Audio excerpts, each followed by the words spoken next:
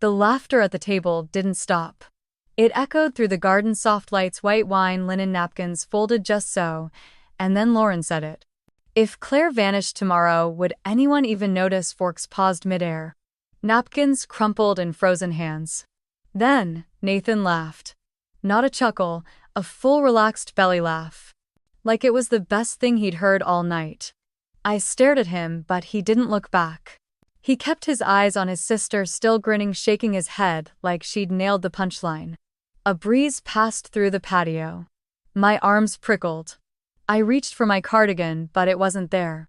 Someone had moved it. Again. Just like they'd moved my cobbler off the dessert table. Replaced it with Lauren's lemon tart. The glass in my hand was shaking. I set it down. Peach sangria. Still untouched. I had spent 4 days planning that dish. And 10 years trying to earn a seat at this table. But tonight I wasn't at the table. I was the joke. And no one, not even my husband, thought to stop it. I stood up. No one noticed. I walked past Evelyn's glare, Charles's silence, the polished buffet, the laughing cousins. Not a word. I was already invisible to them. I just hadn't admitted it before. In the driveway, my heels clicked too loud on the concrete. I yanked them off, holding them like shame. The stars above Atlanta blinked cold. Inside my car, I sat with the engine off. One hand on the steering wheel, the other still holding the empty dessert tray. My planner was on the passenger seat. I had written down every minute of tonight's menu, seating chart, even floral placement. But I hadn't planned for this. For the way humiliation could taste like metal.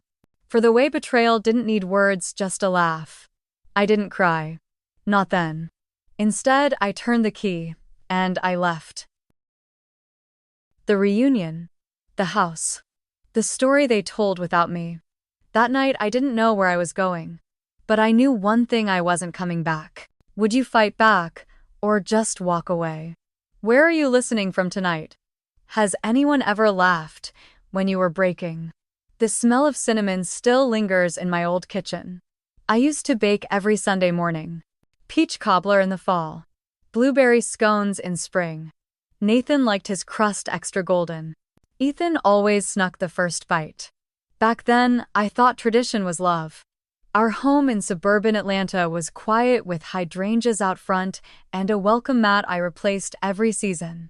Inside, I kept the kitchen spotless, white cabinets, glass jars labeled in cursive, planner magnetized to the fridge.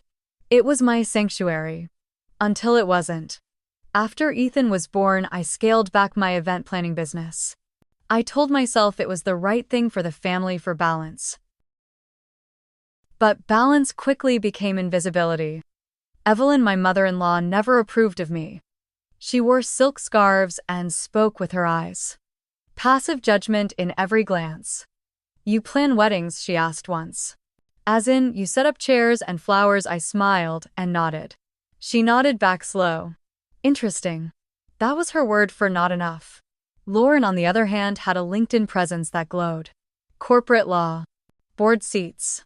A wedding featured in a regional magazine. Charles always introduced her first.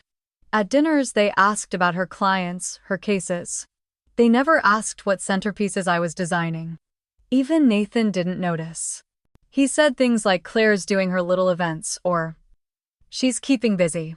Keeping busy. I'd run 6 back-to-back weddings in July. Built a 3-month waitlist, and still at home I was just busy. When I miscarried 2 years ago, Evelyn didn't even call. She sent a text. Perhaps it's for the best. Nature has its wisdom. I stared at that message for hours. That night I cried in the laundry room. Next to the scent of lavender dryer sheets, my whole body shook. But I didn't make a sound. I didn't want to disturb Nathan. He had an early meeting. He never brought up the loss again. Instead, he changed the topic. Asked what was for dinner. Told me the lawn guy needed a reminder. I stopped wearing the necklace that had our baby's due date engraved on it. It felt too heavy. Lauren, meanwhile, posted family brunches with captions like "grateful for the ones who matter most." I wasn't tagged in any of them. Charles printed one and framed it in the foyer. I walked past it every Sunday. Even Ethan noticed. "Why aren't you in the pictures, Mom?" he once asked, cheeks full of cereal. I just said, "Sometimes people forget," but the truth was deeper than forgetting. They didn't see me, not really. At night, I'd sit with my planner. Color-coded tabs, sticky notes, receipts, vendor cards. It was the only place where I still had control, where I still felt seen. That spring, I landed a major corporate client, an insurance firm's annual gala. The biggest contract I'd ever handled. I texted Nathan during lunch break. They chose me over the big agencies. "I signed this morning." No reply. Later that night he said, "Oh, I didn't really read it. Congrats though." Then he went back to ESPN. The promotion email I forwarded. He never mentioned it. But Lauren did. She told the family group chat Claire got some local gig.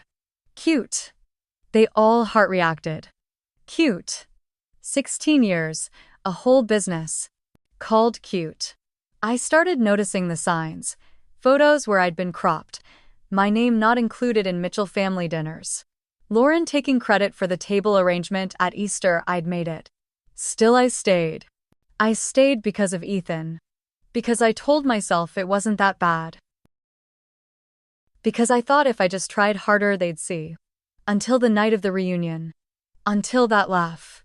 Now in this quiet apartment in Charlotte, I sit by the window and watch the rain streak down the glass. Rachel lives 15 minutes away. She drops off soup on Sundays. Calls just to check in. I haven't told her everything. Not yet. But I told her enough. And, for the first time in years, someone listened. Charlotte was warmer than I expected. The sun hit different here, soft but honest. Rachel's guest room had yellow curtains, the kind that made even a gray morning feel gentle. I unpacked slowly. One bag, planner, laptop. My old corkboard from the studio. And the tray. The same glass tray I used to carry the cobbler. It sat by the window, now empty. But not forgotten. The first few days passed in silence. Rachel worked late, Mia stopped by with homemade chili, and I spent hours just sitting. My hands didn't know what to do without fabric swatches or seating charts. My phone stayed quiet. No message from Nathan. No questions from Evelyn. Nothing from Ethan. I checked our shared calendar, his dentist appointment, still there. I stared at it for a long time. The silence stung more than shouting ever could. Then on Thursday, I got an email. Subject: "Congratulations, let's partner." It was from Diane Caldwell, a local caterer I'd followed for years. She had seen a photo of one of my events. Lauren must have posted it, claiming it was hers again, but the watermark on the charger plates gave me away. Diane wrote, "I know that design. It's yours. Let's meet." We met the next afternoon. She wore navy slacks, orthopedic heels, and smelled like cloves and coffee. Her hands were rough from years in kitchens. Her voice smooth, steady, like a woman who'd seen it all and survived it anyway. Over lemon tea in her cluttered office, she said, "You've got taste. You've got skill. And you've got something else, grit." I hadn't heard someone believe in me in a long time. I took the job. Weekends only at first. Small weddings. Corporate luncheons. I ironed tablecloths in Rachel's basement. Made flower arrangements at 2 a.m. Built timelines in my planner again. And with each checkmark, I stitched myself back together. But the Mitchells didn't disappear. Lauren updated her profile with a quote from my past pitch deck. Nathan changed the Netflix password. Charles removed the only framed photo of Ethan and me from their hallway. I found out through Mia. She'd visited their house to drop off paperwork. "They said you're figuring things out," she told me gently. Figuring things out. Like I was a broken appliance. Then one night, while planning a retirement brunch, I needed a reference photo. I went to my old Instagram business page. It was gone. Deleted. I froze. My hands hovered over the keyboard. Sweat pooled at the base of my neck. Nathan had access. He knew the password. He said it once, "Why keep an account you barely use anymore?" He thought I wouldn't notice. But I noticed everything now, the missing images, the erased memories. the way he was rewriting my story without me. So I started saving screenshots, emails, voicemails, even a text from Evelyn. It's hard on Ethan when you make things dramatic. Think about that before stirring trouble. Stirring trouble, I had vanished, and now even my silence was offensive. One day, I opened a group photo from last year's 4th of July. I wasn't in it, but I remembered standing right next to Lauren in that shot. Then I zoomed in. A sliver of my floral dress still remained. Bad crop job. Intentional. That night, I stared at the cropped photo until my eyes burned. Then I wrote a note in my planner. They don't erase what they fear, they erase what they never valued. I sat with that sentence. Wrote it again on a sticky note. Put it on the wall next to the tray. Each morning, I brewed coffee in Rachel's kitchen. 2 sugars. No cream. I opened my planner, made my lists. Checked off what I could. Some mornings Ethan texted. Short things, math test sucked. Do I need cleats or turf shoes? I always replied. Always. Even when he didn't answer back. I sent him a small keychain in the mail, engraved with his initials and the words "still here." He didn't respond. But I saw him post it on his story the next day. That was enough. It started with a voicemail. Nathan here, just checking in. Ethan's been a little off. Thought you should know. No greeting. No warmth. Just obligation. I hadn't spoken to him since I left. Nearly 6 weeks of silence. But now he wanted to talk because our son had a mood. I stared at the phone. Then deleted the message. I wasn't a backup parent, I was his mother. And I was tired of being spoken to like I was a disruption. Later that week I logged into our shared credit union account. The login failed. I tried again. Then I clicked forgot password. A message popped up, email not recognized. The pit in my stomach widened. I tried the joint savings account next. Same result. My fingers trembled as I texted Rachel. She called immediately. Claire, do you think he's cutting you off? I didn't answer. Because I already knew. The next morning I called the bank. The woman on the line was polite, overly so. She said I was no longer listed as a primary account holder. When I asked who made the change, she paused. All I can confirm is that the request came from someone authorized. I hung up. No tears, just cold clarity. I walked outside and sat on Rachel's porch swing. The breeze smelled like cut grass and sun-warmed pine. Somewhere down the block, a dog barked. I was still. So still I barely noticed Mia walking up. She handed me a coffee. No cream. Just how you like it. I took it. Then I told her everything. She didn't interrupt, didn't gasp. She just listened. When I finished, she said so. What now? I looked down at the cup. I think it's time I stop waiting for them to give me space and start taking it. That weekend, I returned to the rental storage unit I had forgotten I was still paying for. Inside 2 boxes of business cards, old linens, framed client thank you notes. 1 folder with every vendor contract I'd ever written, and tucked in the back corner a backup drive. I brought it home, plugged it in, and found a gold mine. Photos. Presentations. Invoices. Proof. Of every project I'd led. Every moment they called cute. Every win they refused to acknowledge. I built a new website that night. Clean, elegant. Just my name. Claire Mitchell Events. I uploaded everything. Then as the sun came up, I opened my email. Typed to Nathan Mitchell, subject account access. Please reinstate my login by Friday. I have documentation showing my contribution. Don't make this legal. Sent. 3 hours later, I got a reply. Just 1 line. You're being dramatic, Claire, again. I stared at the screen. And laughed. Not the kind of laugh they used at that reunion. Mine was dry. Flat, hollow. But it was real. Later that afternoon, I received another email, this time from Evelyn. She attached a photo from a recent family dinner. Everyone smiling. Matching sweaters. Ethan in the corner, barely visible. Her message. We'd appreciate you not involving Ethan in your choices. He's sensitive. My choices. I held the phone so tight my knuckles turned white. I typed back. He's not sensitive, he's watching. And he sees more than you think. Then I deleted it. She wouldn't understand, none of them would. That night I went into the bathroom and looked in the mirror. The woman staring back had lines deeper than she remembered. Eyes heavier. But she also had steel in her jaw. I whispered, "No more asking." Then I took off my wedding ring. Slid it into a drawer. Closed it. The next morning I called Diane. "I want more work," I said. She laughed. "That's what I like to hear."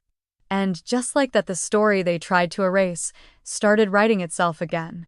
This time on my terms. The morning was quiet in a strange way. Not peaceful, just empty. Even the birds outside Rachel's kitchen window weren't chirping. Just leaves moving, the sound of spoons clinking in a drying rack. I wrapped both hands around my mug. Chamomile. Warm but not comforting. The 17th of August. The date blinked from my planner, circled in faded ink. Our anniversary. 16 years. I hadn't written anything beneath it. No dinner plans. No notes about Nathan's favorite bourbon or Ethan's class schedule. Just a silent mark of what used to matter. I stared at it like it might move. Like something, anything might shift. But all it did was stay still. Mocking me. I didn't expect Nathan to call, but part of me still hoped for, I don't know, a text. A memory. A moment of clarity where he remembered who we used to be. Instead, the phone stayed dark. The kind of dark that feels deliberate. Rachel came in with a dish towel on her shoulder. She didn't say anything at first, she just looked at me. Then she quietly placed a slice of peach pie on the counter. Not my recipe, not even homemade. But the gesture alone made my throat tighten. "You can eat it," she said. "Or not. Just don't sit here in the dark." I nodded. But I didn't touch the pie. Because the truth was, I had already lost my appetite for pretending. For years I had measured myself by the weight of my silence. How long I could endure the slights, the dismissals, the absence of apology. Every time they ignored me, I tried harder. Every time they laughed at me, I softened my voice. I thought staying quiet made me gracious. But all it did was teach them I could be erased. I sat back in the chair and let my eyes drift to the window. A delivery truck passed. 2 teenagers jogged by with matching earbuds. Life was still happening outside, and I was just pausing. Rachel finally broke the silence. "You know what, today," as I nodded. I didn't want to say anything, she continued, "but I think you should hear this." She sat across from me, folded her hands, and looked directly into my eyes. "You didn't leave too early, you stayed too long." The words landed like a stone in my chest. She wasn't accusing me, she wasn't pitying me. She was naming something I hadn't dared say aloud. "I thought I was protecting Ethan," I said quietly. Rachel nodded. "I know. But kids don't need us to disappear for their stability, they need to see us stand." That afternoon, I found a message from Ethan. Subject line, "Hey," just 3 letters. But it made my fingers shake. I clicked it slower than I meant to, as if speed might change what it said. "Dad said you moved to Charlotte." That true, no greeting, no emojis. No warmth. But it was still him. Still my son. I read the message 3 times, then I typed back. "Yes, sweetie. I'm here. If you ever want to visit, the door's open, always." I stared at the blinking cursor long after I hit send. He didn't reply that day. Or the next. But then I got a Venmo notification. $12 from Ethan. Caption for pie. $12. No explanation. Just a whisper of connection. A signal. I clutched my phone to my chest and sobbed. Not from sadness, not entirely. It was something else. Relief. Recognition. Proof I hadn't disappeared completely. The next day Diane called. "Bride's florist dropped out. You free tomorrow?" I was. I stayed up until 2 a.m., arranging backyard eucalyptus and bulk roses I picked up from the grocery store. I tied white ribbon with trembling fingers, sprayed petals with water to keep them fresh. When the bride saw them, she cried. "I didn't want anything fancy," she whispered. "But this feels like home." After the ceremony, Diane handed me a check double our original rate. "You saved the whole damn day," she said. I walked home with that check pressed against my planner. It felt heavier than paper. It felt like recovery. Later, sitting in Rachel's guest room, I opened a box I hadn't touched in years. Inside were photos I had hidden away. My first styled shoot, my first signed client. Me standing in front of a banquet hall with a clipboard and a smile. A woman who once believed she could build something beautiful. I traced the edge of the picture with my thumb. Where had she gone? That wasn't the question. She hadn't gone anywhere. She had just been muted, covered in the noise of other people's definitions, other people's priorities. Now her voice was coming back. Small, clear, unapologetic. And I promised her right then and there I wouldn't lower the volume again. I kept the wedding check inside my planner for 3 days. Every time I opened it to add a name, circle a date, sketch a centerpiece, I'd see that folded rectangle tucked between the pages. Proof. Not just of payment but of presence. They hadn't erased me, not really. Diane started giving me more work. Weddings, fundraisers, even a memorial service for a retired judge's wife. There was something oddly comforting in planning grief. At least the pain was honest there. Nobody pretended. Every night I came home with flower petals on my sleeves and a tired ache in my legs that felt earned. Rachel kept dinner warm on the stove. Sometimes Ethan texted, sometimes he didn't. I stopped checking every hour. But I still kept his keychain on my nightstand. A quiet anchor. One Friday morning I woke to a new email. Subject: family request. From Evelyn. The message was short. "We're hosting a fall dinner next month. Ethan asked if you'd attend. If you come, please don't make it about you. No dear, no, hope you're well." Just that warning wrapped in faux concern. I didn't reply, not yet. Instead, I went into the spare room, pulled down a dusty cardboard box, and opened a folder I hadn't touched since I left Atlanta. Inside were financial records, invoices from my old business, tax returns, emails from Nathan's assistant confirming shared assets. I sat cross-legged on the carpet surrounded by papers that screamed you were never just the wife. That afternoon I scheduled a consult with a lawyer. Her name was Dina. Mid-50s, sharp eyes, no small talk. She wore a navy suit and clicked her pen with purpose. "Marital asset division in Georgia is equitable, not equal," she said. "But you've got leverage, especially if his family was involved in business decisions." I nodded, slid a folder across the desk. "This is just a start." She flipped through it page by page, her face unreadable. "You've got more than leverage," she said. "You've got a case." That weekend, I cleaned Rachel's pantry. Not because it needed organizing, but because my hands needed purpose. My body needed rhythm, and my mind, it needed order. I labeled jars, lined up cans, wiped shelves that didn't need wiping. Each swipe steadied me. I hadn't felt this kind of focused clarity in years, not since before the miscarriage. Before I gave up weekends to iron Nathan's shirts, before I started calling myself lucky just to be tolerated. Now I was drawing boundaries. And backing them with paper. I spent the next week assembling more old email chains. Photos Lauren had cropped and reposted as her own. Vendor invoices with my name solo on the contract. It wasn't revenge, it was record. I wasn't erasing them, I was remembering myself. Then came the text from Nathan. "Dinner's at 6 on the 14th. Wear whatever," Ethan asked. No greeting. No please. No curiosity about my life. Just an order in disguise. I stared at it for a while.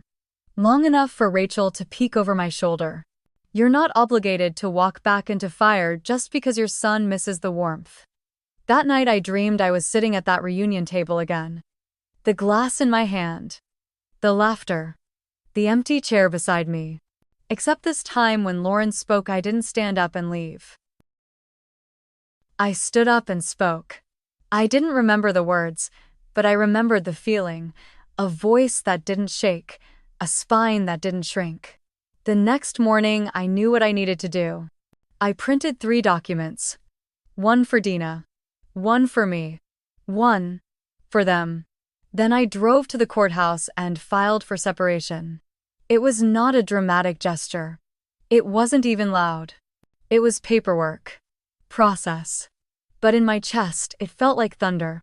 That evening, I poured myself a glass of wine, just one, lit a cinnamon candle, and opened my laptop. I clicked on my new business website, Claire Mitchell Events. Clean. Crisp. Quiet power. The homepage showed a carousel of images. Florals. Tables. Smiles. And one photo of me standing next to Diane, both of us laughing elbow deep in ribbons and tulips. Not posed, not cropped, real. Have you ever rebuilt something they tried to erase? Did you choose quiet distance or quiet strength? Share your moment below. Your story matters. You are not invisible. I wrote it in the margin of my planner. Not a schedule. Not a to-do list. A sentence. Justice doesn't have to shout. I stared at it for 10 minutes. Then underlined it twice. Then flipped the page and wrote a new list. Not of tasks, but of truths. I had stopped asking for permission. They had never truly included me. I had the records. The receipts, the proof. I still had Ethan, even if only in fragments. And I still had myself. I took that list to Diane the next morning. She was icing carrot cupcakes in her kitchen sleeves, rolled up jazz humming from a cracked radio. I read it to her. All 5 lines. She didn't blink. Just handed me a cup of strong coffee and said, "So, what's the plan?" That's what I loved about Diane. No pity, no flattery. Just action. We sat at her oak table for over an hour. I told her I wanted to host a gala. Not just any event, a proper showcase. A fundraiser, yes. But also a declaration. Of presence, of skill, of voice. A night where every flower, every chair, every light fixture had my name behind it. She nodded slowly. Let's make it loud in the quietest way. That evening, I built the budget. Minimal cost. Maximal detail. Rachel offered her graphic design help. Mia reached out to a few musicians she knew from college. Diane tapped her supplier for discounted linens. I booked the venue through a friend of a friend, a renovated library with whitewashed brick and floor-to-ceiling windows, the 21st of October. 8 weeks from today. Every morning I opened my planner to that date. Circled, underlined, starred. And beside it in pencil the night I take up space. I didn't tell the Mitchells, not at first. I wanted it to grow without their shadow. Without their commentary, without their edits. For the first time in years, I was planning something that wasn't about appeasing anyone. Each day had a rhythm now. Morning coffee, vendor calls, design sketches. Silent prayers that this time they wouldn't find a way to belittle it. I created a digital invite list. Selected the font carefully. Black script, cream background, no logos. Just an evening of restoration curated by Claire Mitchell Events, the 21st of October. Charlotte, I added a RSVP link. Then on impulse, I sent the invite to one last address. Lauren.Mitchell@hayeslegal.com. 5 minutes later, it showed, seen. No reply. 3 days later, Nathan called. I didn't answer. He left a voicemail. Heard about your little event.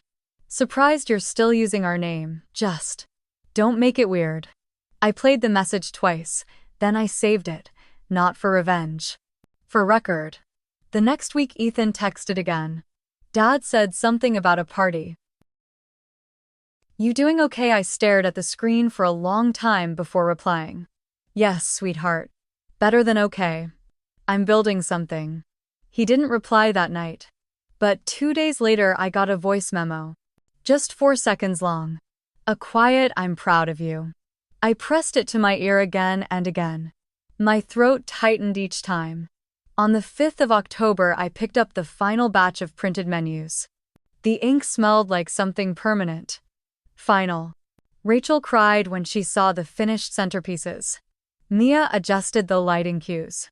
Diane fussed over the dessert table like it was the Louvre, and I stood in the middle of the hall the night before the event. Empty chairs. Soft string music playing from a speaker. The smell of fresh paint and linen starch filling the air. I looked around and whispered, "You are not a shadow." Then I smiled. Because for once I believed it. The first guests arrived at 6:42. By 7:05 the hall was glowing. Soft amber lights traced the edges of the whitewashed brick. Round tables shimmered with gold chargers and sage napkins. Every place card printed in thick ivory stock, each name curled in deep ink. My name was nowhere visible, but it was everywhere. In the eucalyptus trailing down the centerpieces, in the pacing of the evening. In the way no one felt rushed or forgotten. Diane floated past with a tray of rosemary shortbreads. Rachel adjusted a votive candle. Mia cued the quartet. I stood near the back next to a pillar, holding my planner like a talisman. And then I saw them. Nathan entered first. Classic blazer, casual stance. He looked around quickly, already scanning for someone to impress. Lauren followed, hair pulled tight, heels sharp. She wore a navy dress that screamed restraint, but her eyes, they were darting. Searching. Their names were printed on a single card: Lauren Mitchell plus guest. She brought no guest. They approached the welcome table slowly, smiling just enough. Lauren picked up the card, turned it over. Nothing on the back. She was expecting something. Recognition. A message, apology. None came. I stayed in the shadow of the pillar and watched her face. Not angry. Not smug. Just unsettled. And then Nathan saw me. Our eyes met. He froze for half a breath. His smile dropped just a flicker, then returned too wide. He mouthed hi. I nodded once. No smile, no warmth. Just presence. A few donors approached me next, thanking me for the coordination. One woman said, "This is the first event I've been to in years that didn't feel like a performance." I wanted to tell her she had no idea, but I just said thank you and meant it. Lauren found me by the dessert table. Her fingers grazed the silver tongs, but she didn't take anything. Instead, she turned toward me and said, "You really did all this?" I nodded. She scanned the room again. The lighting. The guests laughing by the photo wall. The subtle playlist pulsing through the hidden speakers. This is polished, she said. That word again. Not beautiful. Not meaningful. Just polished. I didn't answer. She looked down, then back at me. I know what I said. At the reunion. My jaw tightened. But I let her finish. It was thoughtless, she added. A bad joke. I didn't think you'd. She paused. Disappear. I stared at her. It wasn't the joke, I said softly. It was the laughter. Her eyes flicked. I could see her searching for a response. But none came. So I turned back to the table, adjusted a teacup by a votive. Lauren didn't move. After a moment she asked, "Are you coming back to Atlanta?" I looked her full in the face. "Number, I'm already home." She gave a half smile, forced, and stepped away, disappearing into the crowd. Nathan was next. Of course he was. He waited until the lights dimmed for the keynote speech. Slid next to me like we were sharing a secret. "You really pulled this off," he said. My throat stayed still. He chuckled. "I guess I didn't realize how serious you were about this side of things." I blinked. "This side of things," I repeated. He rubbed the back of his neck. "Claire, look. Ethan misses you." I know I didn't handle things great. I let out a sound. Small, sharp. Somewhere between a laugh and a gasp. "You erased me from our accounts, Nathan. You let them cut me out of photos."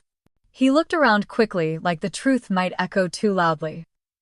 Things got complicated, okay? And you walked away." I shook my head. I walked out. "Because you opened the door." Nathan blinked fast. He hated when I spoke plainly. "I'm not here to argue," he said. I thought maybe we could reset. For Ethan's sake." I looked at him. Really looked. His tie wasn't quite straight, his confidence thinner than I remembered. His words empty, dressed up like peace offerings. I reached into my clutch and pulled out my planner, opened it. Showed him a page dated from 6 months ago. A list of all the accounts I'd rebuilt, venues, clients, contacts. A separate page, financial projections.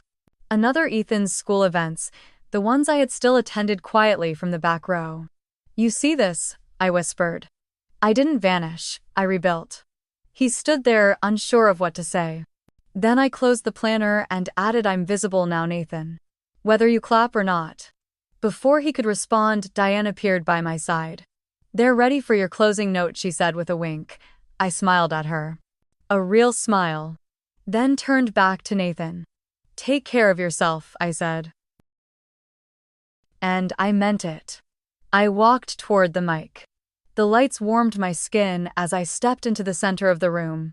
The room I had built, the space I had reclaimed. My voice didn't shake.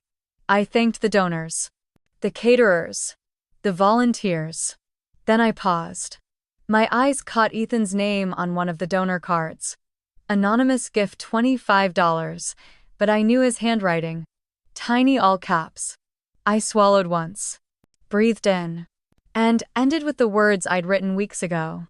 "Sometimes the loudest thing a woman can do is stand still and not flinch." The crowd applauded. But I didn't smile for them, I smiled for me. The morning after the gala, I woke up before the sun. No alarm, no rush. Just stillness. The house was silent. Only the soft hum of the refrigerator, the faint creak of the wooden floor as I stepped into the kitchen. I poured myself a cup of coffee. Strong. Black. The way Diane drinks hers. I stood by the window watching the sky turn from charcoal to slate, then the faintest rose. There were flower petals scattered across the hallway, left over from the boxes I unpacked too late. I didn't clean them up. For the first time in years, I didn't rush to reset everything after something beautiful. I let the beauty linger. Let it be messy. The table still had ribbons on it.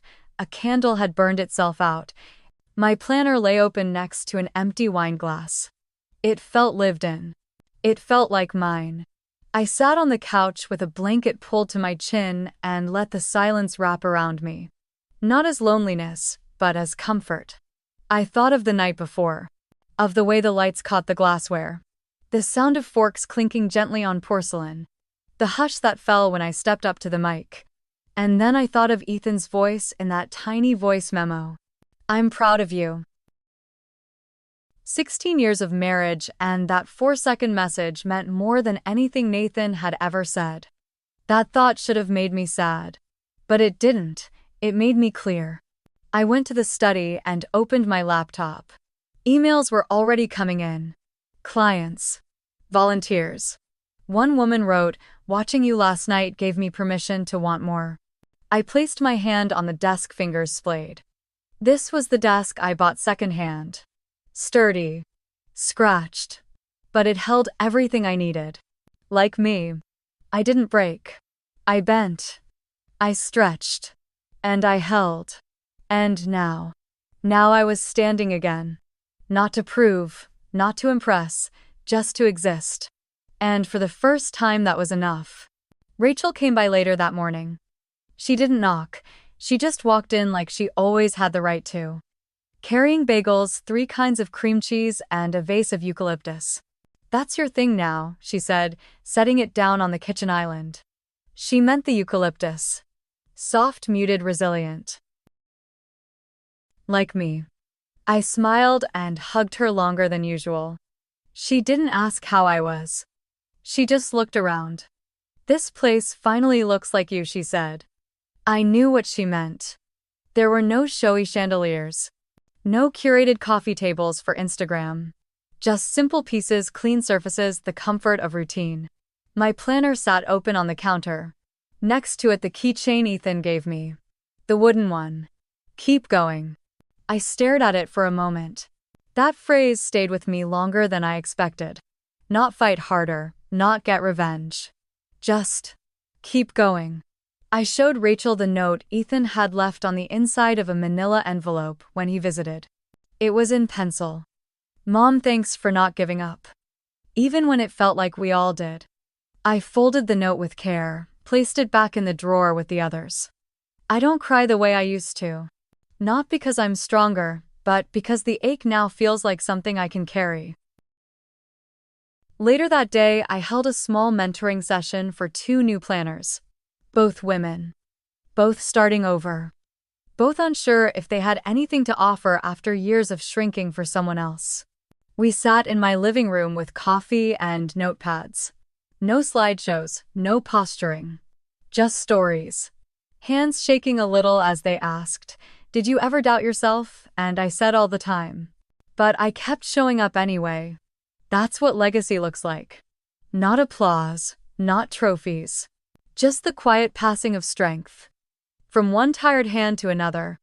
That evening, I opened the windows. The air smelled like burnt leaves and fresh soil. Charlotte has a different kind of autumn than Atlanta. Softer. Less performative. I made a cup of tea chamomile this time and sat by the window with my legs tucked beneath me. My old life didn't knock anymore. There were no more emails from Nathan. No voicemails from Evelyn. Not even a happy Thanksgiving from Lauren. And that silence. It wasn't empty. It was earned. I lit a candle. The same scent I used the night before the gala. Cinnamon and vanilla. I think part of healing is repeating small rituals until they become anchors. Around 9 p.m., a text buzzed. From Ethan. Just a photo. His desk, books, his old keychain. And next to it my business card. No words. Just the image. I stared at it until my eyes burned. Because some messages don't need captions. I typed back. That made my night. Then I set my phone down. Looked around the room. The stack of thank you cards from clients, the open box of new business cards. The shelf with my grandmother's old clock still ticking, still keeping time. And my own face in the window reflection. No makeup. No smile. Just me. Present. I didn't get justice in a courtroom. Didn't expose anyone on a stage, but I reclaimed something greater. My rhythm. My ground, my voice. And it was enough. Some nights, the quiet is so complete it almost hums. There's no television in my bedroom. No buzzing group chats, no footsteps overhead. Just the sound of my own breath. And the old clock ticking like it has nothing to prove. I water the hydrangeas every Saturday. They haven't bloomed yet, but I still believe they will. There's a blue bowl on the kitchen counter where I drop my earrings every night. One of them is missing a stone. I wear them anyway. On Sundays, I go to the same cafe on the corner. The owner Estelle remembers my name now. She writes little notes on my receipt like, "You look rested today." Sometimes I read novels at the table by the window. Other times I just people watch. I've learned that stillness doesn't mean nothing's happening. It means everything's happening at a gentler pace. I changed my email signature recently. It no longer says wife or Mitchell family coordinator. It says Claire Mitchell founder and creative director, quiet strength. Clear vision. It felt indulgent the first time I typed it, but now it feels right. Some nights I light a candle and cook just for me. Pasta with lemon. Grilled cheese with honey. A salad with too much feta the way I like it. I don't ask if anyone else wants something different. There's a freedom in eating alone that no one tells you about. You taste everything. Sometimes Ethan sends me photos from school, a group project, a funny vending machine typo, the library at dusk. He never writes much, but I can tell he's learning how to include me in small ways. That's enough for now. The keychain he gave me sits on a hook by the door. Every time I leave, I see it. Every time I come home, it's still there. I used to think home was where someone waited for you. Now I think home is where you don't have to wait for yourself. There's no ending to this story. No ribbon, No final beat. Just the daily rhythm of a life I built with my own hands. A life that doesn't apologize for being whole. If you've ever rebuilt a life from quiet pieces, if you've ever chosen yourself slowly, silently, but fully, tell me how that looked for you. Did it begin with a new key, a planner, a dinner for one? You don't have to shout to be heard. You don't have to be angry to find peace. And you don't have to wait for permission to come home to yourself. Your story deserves space. So does your strength. You are not alone. You never were. Subscribe to EN Reddit Story for more real stories of justice, closure, and quiet empowerment after 40. And if you're ready, share your truth below. We're listening.